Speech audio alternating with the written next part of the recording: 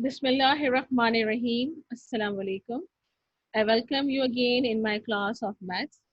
Today we are going to start our new chapter, that is chapter number 3, common fractions. Okay, so far we have completed our only one chapter, that was chapter number 2, GCD and LCM, and today we are going to start your new chapter, chapter number 3, common fractions. Okay, so here is this is your lecture number 5. This is your lecture number 5 of this session, and I am your Miss Falaknas, and I am your 6th grade math teacher. So first of all, we should know the definition of fraction. We should know what does fraction mean and what are fractions. So quickly go through the definition of fraction. What is fraction? So what is the definition of fraction here? If you look very carefully, if a given unit, if you have any given unit and it is divided into any number of equal parts, if you have any unit, okay, if you have any unit and you will divide that unit into equal parts of one or more, okay, if you are dividing it to any number of equal parts, so one or more such parts is called a fraction. One or more such part is called a fraction. So what is fraction? If a given unit is divided into any number of equal parts, means you have something, a whole unit, and you will divide it into equal parts, so such parts will become a, will called as a fraction. Let's check out the example here. Here you have an example. Here, if you will look very carefully, what you have here,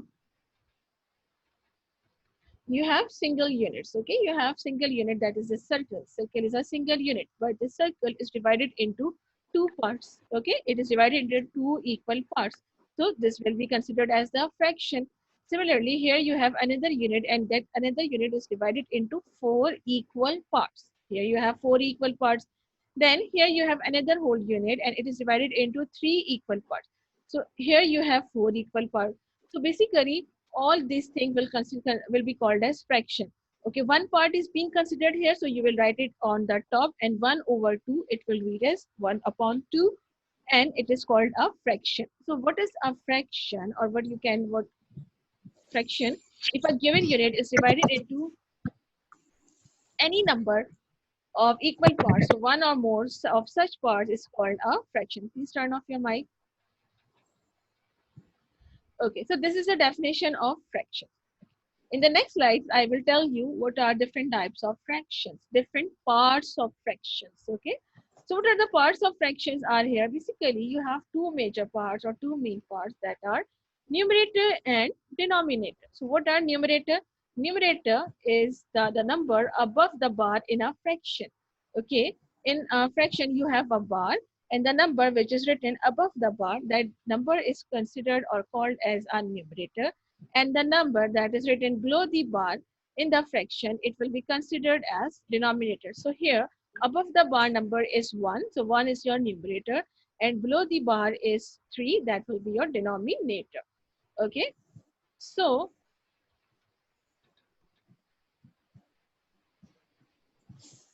wait for a minute. I'm seeing so many of you have your mics on. Please, whenever you join the class, please automatically turn your mics off, please.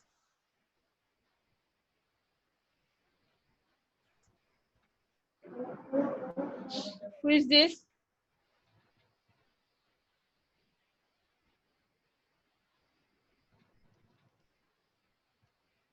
So here in the next example, in the next slide, I will tell you the types of fractions. So what different types of fractions are there? You have so many types of fractions, but here we will consider only the major one. So here you have, number one is improper and proper and improper fraction. Then like and unlike fraction. Then mixed fraction, and the last one is equivalent fraction. So my dear students, these are different types of fractions. Number one is proper and improper fraction, like and unlike fraction, mixed fractions, and equivalent fractions. So in the next slides, I will quickly explain you what are the definitions of these fractions. Okay, so here we have proper and improper fractions. Okay, in proper and improper fraction, we will check their numerator and denominator. We will compare their numerator and denominator. How? If your numerator is less than, if your numerator that is written number that is written above the bar, if the numerator is less than the denominator, so the given fraction will be considered as a proper fraction. And if your numerator, that a number that is written above the bar, is greater than the denominator, the number which is written below the bar, so it will become an improper fraction. So my dear students, you have two types of fractions, improper and improper fraction. If the numerator is lesser than the denominator, the given fraction will be the proper fraction. And if your numerator is greater than your denominator, then it will be a improper fraction. Okay.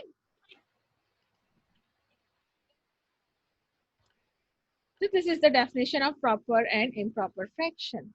Next is, what will be the next number, next definition?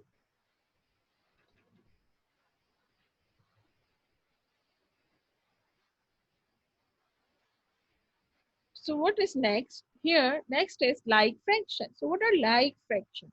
Fractions with same denominator. Fractions with same denominator. Denominator is the number that is written below the bar. So any fraction with same denominators, they are called like fractions. Here you have example.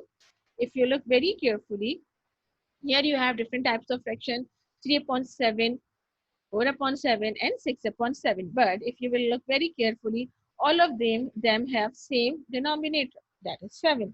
So they are called like fractions. Why they are like fractions? Because they have same denominator. Okay. So any such kind of fraction that have same denominator, they are called like fractions. Next is unlike fractions. What are unlike fractions? Fractions with different denominators are called unlike fractions. Okay, again here you are comparing it with the help of denominators. So if any given fraction have different denominators, they are unlike fractions. Just like here. Here you have different fractions, 1 upon 4, 2 upon 3 and 4 upon 5. But if you look very carefully, their denominators are entirely different. Here you have 4, here you have 3 and here you have 5. So basically all such kind of fractions that have different denominators, they are unlike fraction. But if the denominators are same, they will be like fraction. Next is the mixed fraction. Okay, what is mixed fraction? A mixed fraction is a combination. Okay, what it is? It is a combination. Combination of what? Combination of a whole number and a fraction. Okay, in mixed fraction, you have combination of two things. Combination of whole number and a fraction. Let's check it out. How? So here you have an example. Here, if you look very carefully, you have two things here. Whole number, that is 2. So your 2 will be your whole number. And here you have fraction, that is 1 over 7. So if a whole number is written along with the fraction, or a fraction is written along with the whole number, so the whole thing is called mixed fraction. So what is a mixed fraction? Mixed fraction, basically it is a combination of whole number and a fraction. Okay. Next is you have last one, that is the equivalent fractions. Equivalent fractions mean equivalent means equal fraction. Okay, equivalent means equal. Okay, so what are equivalent fractions? Those fractions having the same value. Okay, those fractions, they have same values, but they are represented by different numbers. Okay, their values are same, but they are represented by different numbers. So those type of fractions are called equivalent fractions. Let's check out the examples. What does it mean? Here you have 4 different types of fractions. Okay, here you have 4 different types of fraction, and if you look very carefully, this is 1 over 2, this is 2 over 4, this is 8 over 16, and this is 12 over 24. And these fractions are entirely different from each other, means they are different numbers, but they are equivalent fractions. How? Because they have same value. Let's check it out how they have same values. Like if you will reduce this number 1 over 2, you cannot reduce 1 over 2. This is the simplest form. But you can reduce this number by 2 into 1 is 2 and 2 into 2 will become 4. So here 1 over 2 and 1 over 2 means the values are same, but the numbers are different. Again, if you will divide it, so it will become 1, 8 1 multiplied by 1 is 1, and 8 multiplied by 2 is 16. So after dividing, what you will find it out there, they are represented by different numbers, but after dividing, after bringing them to the simplest form, they have basically same values. Next is the 12 upon 24. So if you want to divide to 12 into 1 is 12, and 12 into 2 will become 24. So again, all these fractions, they are equivalent fractions. Why they are equivalent fractions? Because they are represented by different types of numbers. But after reducing and bringing them to the simplest form, what I'll find it out here, they have basically same values. They are all 1 upon 2. They all are 1 upon 2. So their values are same, but they are represented by different numbers. So such kind of fractions are called equivalent fractions. Okay, so that's all for the definitions of this chapter. Now I'm going to move on to your next or the exercise number 1 of this chapter. So here we are going to start the exercise number 3.1, and you know what does exercise 3.1 means? 3 means that your chapter number 3 and point 1 means exercise number 1. So here we are going to solve some questions of exercise 3.1. Okay. So in your book, the question number 1 of exercise 3.1 is write down the fraction showing. Okay, what do you have to do? You have to write down the given questions in terms of fractions in the form of fractions. So you have the bit number 1, 1/5, 1/5. And what you have to do, you have to write it down in the simple fraction form. So how will you make their fraction form? You will take your first number as a numerator and the second number as your denominator and separate them by the help of a bar. Okay. So how I am writing here, 1 that is being your numerator and 5 that is being your denominator. So 1 over 5 will become is the fractional form of 1/5. Okay. Now, next here you have 3/4. Can you quickly tell me how can you write 3/4 in terms of fraction? Can anyone please tell me, write it down in the chat box in terms of fraction, how can you write 3/4?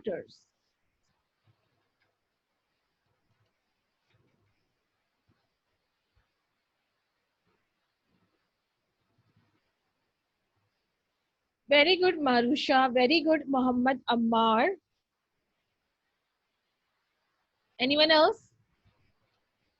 Okay, Alina Salman, you are right. Hamza and Muhammad Hamza, you are right. Warda, you are right. So every one of you are giving the right answer. Hadika, Iman, Hamdan, Alina Alam, all of you are giving Aiza, Maisha. So basically here 3/4 means 3 upon 4. So quarter means 4. Okay. Next is 9 out of n. 9 out of 10. So how can you write 9 out of 10 in terms of fraction or in fractional form? How will you write it down? So it will become 9 over 10. You can write it in such form. 9 will be your, again, numerator, and the next number, that is 10, will be your denominator. So the last one is 1/3. Please write it down in the chat box, the answer of bit number 4, 1/3. How can you write 1/3 in fractional form?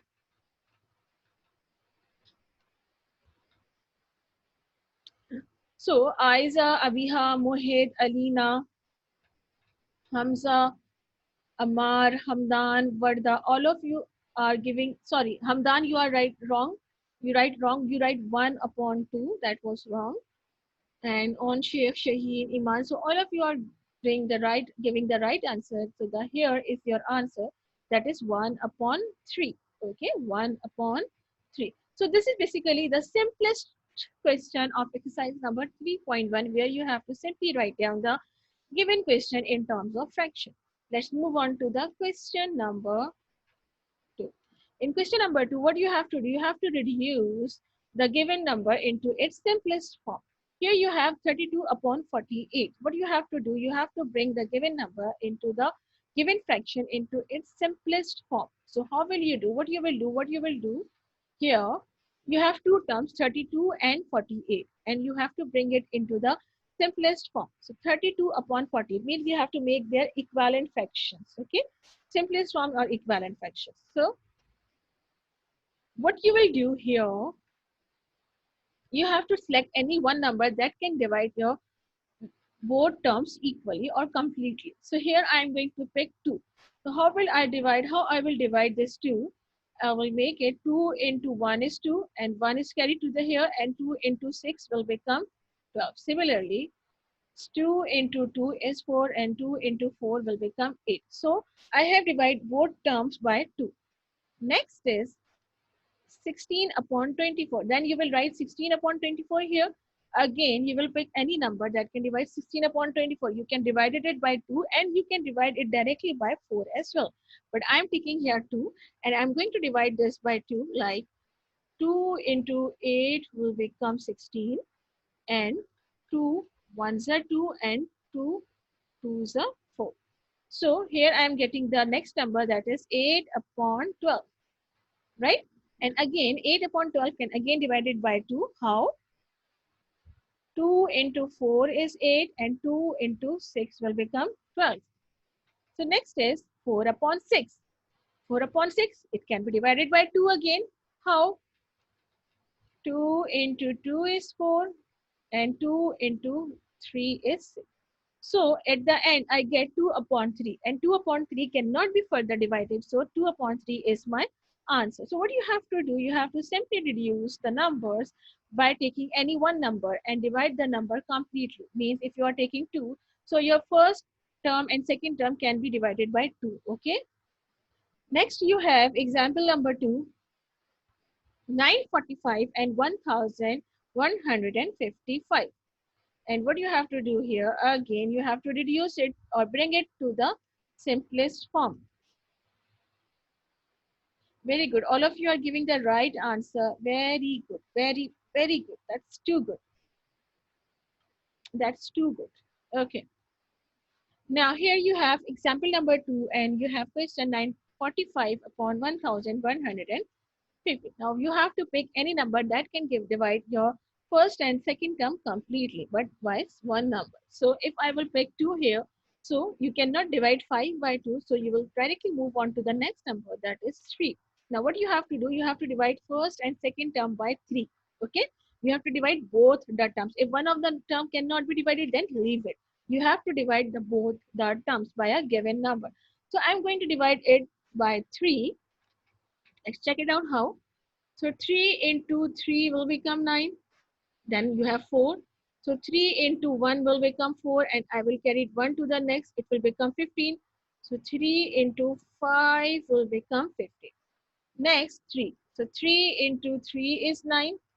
Then 2 will carry, it will become 25. 3 into 8 is 24. And then 1 and 3 into 5 is 15.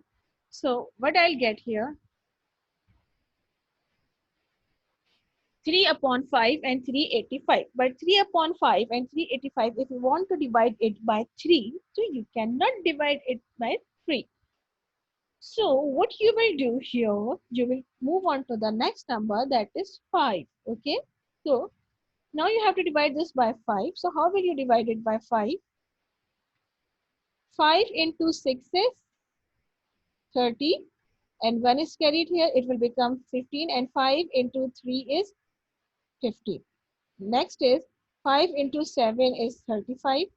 Then 3 will carry to the next and it will become 35 and 5 into 7 is 35.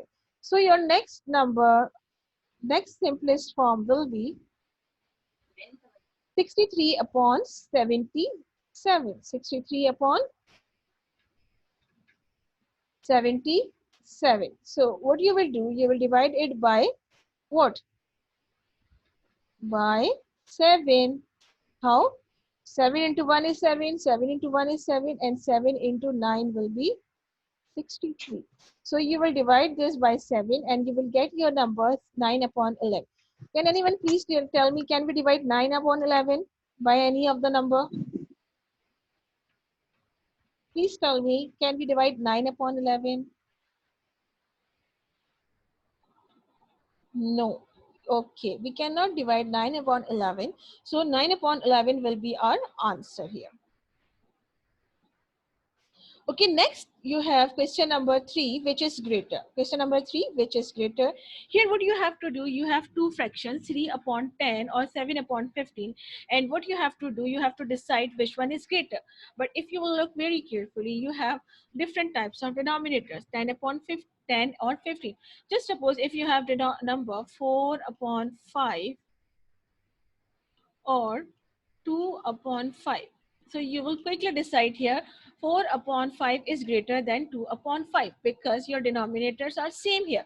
So if you have same denominators, you can easily decide whether which one is greater. But here you have different denominators. So what you have to do, you have to make your denominators common here. Okay, here you have 3 upon 10 or 7 upon 15. You have different denominators, 10 or 15. So what you will do, you will make the denominators common. So how? If you multiply 10 by 3, if you multiply by 10 by 3, it will become 30. And similarly, 15 multiplied by 2 will become 30. So if you are going to multiply it by 3, the denominator, so you have to multiply it by the numerator as well. Okay. Similarly here. So what you will do, you will multiply both the terms by 3 and here you will multiply both the terms by 2. Why? To make their denominators common. So what I'll get here, I will get here 10 into 3 will become 30, 15 into 2 will become 30, 3 multiplied by 3 is 9 and 7 multiplied by 2 is 14. So now I have the fractions that have common denominator. So I can easily decide here which one is greater, and it is very clear 14 upon 30 is greater here. Okay, so I will write here 14 upon 30 is greater than 9 upon 30. Okay, should we stop here? Should I stop here? No, I should not stop here because in the question I have asked 3 upon 10 or 7 upon 15, which one is greater? So you have to tell me between these two fractions. So according to those calculations, 14 upon 30 is greater and 14 upon 30 is the answer of 7 upon 15. So what you will write here at the end, finally, you will write 7 upon 15 is greater than 3 upon 10. Okay, 7 upon 15 is greater than 3 upon 10. Next, you have example number 2, 5 over 6 or 6 over 7. And again, you have different types of fractions here. So what you have to do here, you have unlike fraction and you have to decide which one is greater. So what I'm going to do here, I'm going to make their denominators common by making them equal, by multiplying them by 7. So 6 multiplied by 7 will 42 and 7 multiplied by 6 will become 42. So simply I will multiply the numerator as well with the 7, and here I'm going to multiply this 7 by 6 and this is again by 6. So after multiplying, what I'll get here, 6 multiplied by 7 will become 42. Okay, 5 multiplied by 7 will become 35. 7 multiplied by 6 will become 42 and 6 multiplied by 6 will become 36. What you have to do, you have to make their denominators common. Okay, you have to make the denominators common, and by a number which you are going to multiply, to make the denominators common, you have to multiply this number with the numerator as well. Okay, so that's why I'm multiplying the numerator with 7 here and here with 6. So I'm clearly identified here, that is 36. Okay, 36 upon 42 is greater than 35 upon 42. So should I stop here? Can please anyone tell me? Should I stop here? Anyone can please tell me?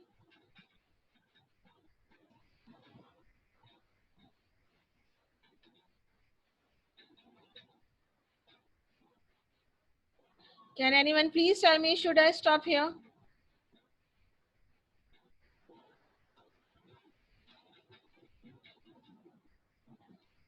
No, because we have to decide from 5 upon 6 or 6 upon 7. So basically 6 upon 7 is greater than 5 upon 6. So this is very simple. If you have unlike fractions, you will make them we will make them like denominators by multiplying with the suitable numbers. Okay. Let's move on to the last question of this session of this lecture. That is question number 4.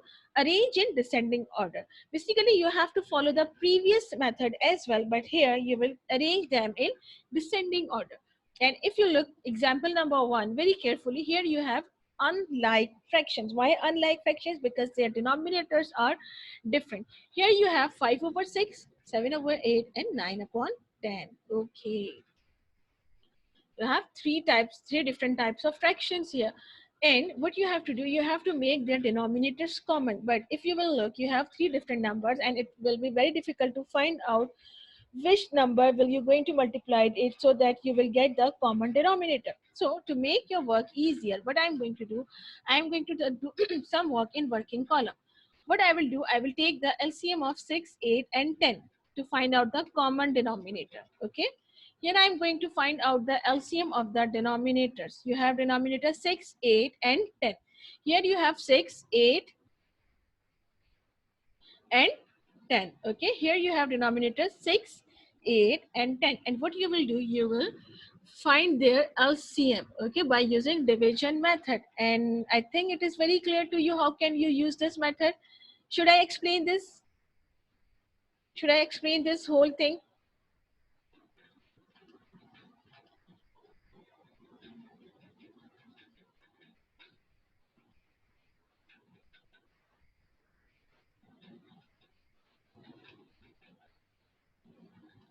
Okay, so just Alina is asking, so what you will do here, you have to divide 6, 8 and 10, 6, 8 and 10 by some suitable number. So here I am going to divide it by 2 because 6, 8 and 10 can easily divide it by 2. So 2 into 3 will become 6, 2 into 4 will become 8 and 2 into 5 will become 10. Then here you have 4, so that's why you can pick 2 again and divide this 4 by 2. 2 into 2 will become 4 and copy down 3 and 5 as it is because this cannot be divided by 2. Again you have 2 here, so you will divide it by again 2. So 2 into 1 will become 2 and you will copy 3 as it is because 3 and 5 cannot be divided by 2. Next is you have 3. Next you have 3. So 3 into 1 will become 3, but 5 cannot be divided, so you will copy it as it is. And then in the end, you will divide this 5 by 5. So at the end, you will get 1, 1, 1 as a co-prime number and you will stop here. Now in the next step, what you will do, you will multiply these factors, okay? So after multiplying 2, multiply by 2, multiply by 2, multiply by 3, multiply by 5, what will be my LCM here? My LCM is 120, okay? So what I have to do, I have to make these numbers 120. But how? It is very difficult to find out by which number should I multiply this 6 so that it will become 120. So it is very easy. Do not confuse. What you will do, you will divide your LCM by your denominator here. So what I'm going to do here, I'm going to divide LCM, that is 120 by 6. So 6 into 1 is 6 and 6 into 2 will become 12 and here is 0.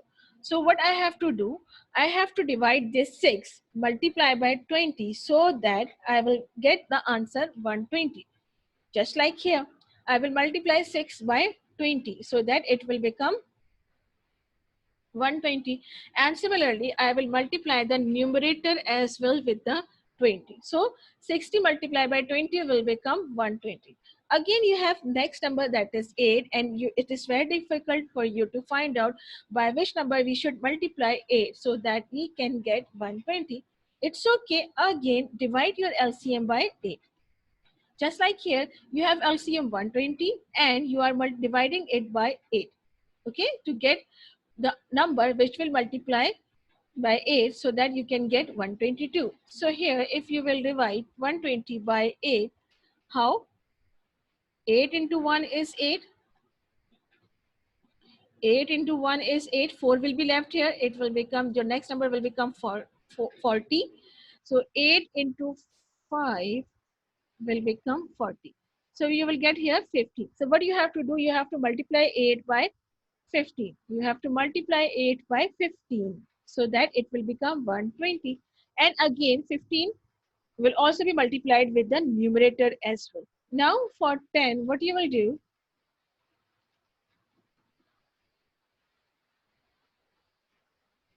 Sayyida Maisha, what are you asking?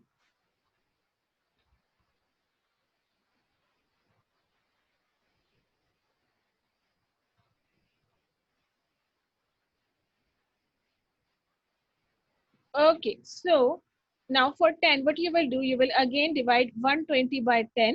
So it will be 12. So you have to multiply 10 by 12 and 9 by 12 as well. So what I'll get here, after multiplying these numbers, what I will get the common denominator here, that is 120. Okay.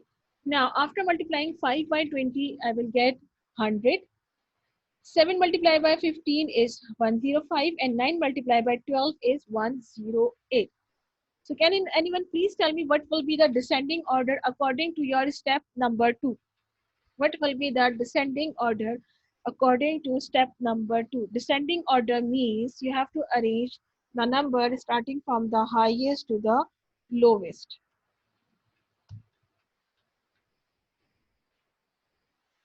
Please tell me the right descending order.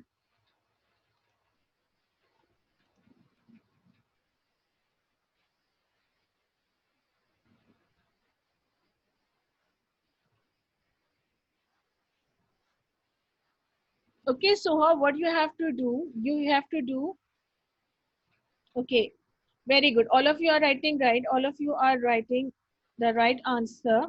Very good, very good. So what we are going to do here, basically, we are going to find out the descending order of the number. Okay, here you have unlike fractions. Okay, to make them the like, to make their denominators like, what you will do, you will find out the LCM, because it is very difficult to find it out which number will make them like. Okay, so 120 is the number that can be the common denominator between these three numbers. Okay, so to make 6 120, what we will do, I will find out the number. So I will divide 120 by 6 and then I will get the answer 20 here. So 6 multiplied by 20 will become 120. And then after finding out all the right answer, what I am going to do here, I'm going to arrange it in descending order. So what is my descending order here is 108 first, 105 is second, and 100 will be at the end. Okay, should I stop here? According to you, students, should I stop here?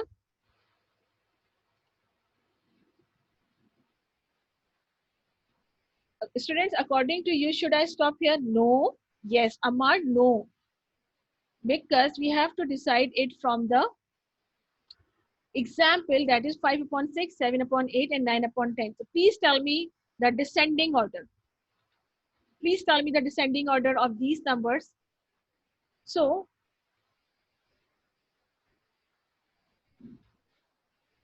please tell me the descending order. What will be the descending order here? So 108. 108 basically is the 108 basically is the answer of 9 upon 8. 105 is basically the answer of 7 upon 8. And 100 upon 20 is the answer of 5 upon 6. So I will write 9 upon 10 first. Then second will be 7 upon 8. And third will be 5 upon 6. So what will be my descending order here? First, I will write 9 upon 10. Second, I will write 7 upon 8. And third, I will write 5 upon 6. So here is the descending order. Okay. So what you have to do, you have to arrange the given fractions in descending order. But because your fractions were unlike, so you have to do all these calculations to make your fractions like. Okay. So that's end for today's lecture. If you want to ask any question, please write it down in the chat box. I am waiting for your question. Okay, my dear students, that's all for today's lecture. I will meet I will meet you in my next lecture. Till then, thank you and stay safe, stay at home.